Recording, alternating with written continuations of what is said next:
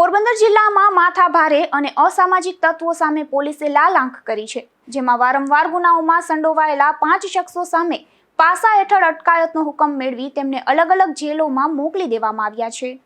પોરબંદર જિલ્લામાં અસામાજિક તત્વો અને માથાભારે શખ્સો સામે પોલીસ દ્વારા કડક કાર્યવાહી હાથ ધરવામાં આવી છે, જેમાં વારંવાર ગુનાઓ આચરતા તેમજ મારકૂટ, શારીરિક ઈજા પહોંચાડવી અને ધાકધમકી જેવા ગંભીર ગુનાઓમાં સંડોવાયેલા 5 આરોપીઓ વિરુદ્ધ પાસા હેઠળ અટકાયતની કાર્યવાહી કરવામાં આવી છે।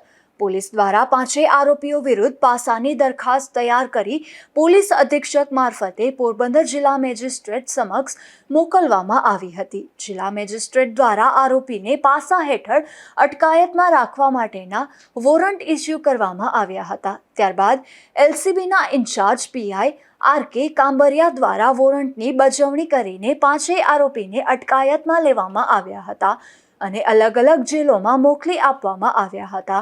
પાસા હેઠળ કાર્યવાહી કરાયેલા શખ્સોમાં અજીમ યુનુસ કાદરી, ઇમ્તિયાઝ હારૂન સિપાઈ, શકીલ યુનુસ કાદરી, સમીર યુનુસ કાદરી અને યુનુસ અહેમદ અલી કાદરીનો સમાવેશ થાય છે।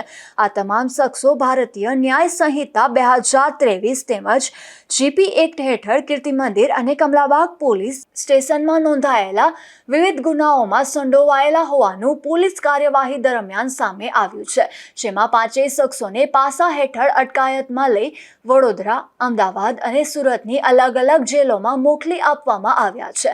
આ કામગીરીમાં એલસીબી ઉપરાંત કીર્તિમંદિર પોલીસ સ્ટેશનના પીઆઈ, એએસઆઈ, હેડ કોન્સ્ટેબલ સહિતના પોલીસ કર્મચારીઓએ સંયુક્ત રીતે કામગીરી કરી હતી।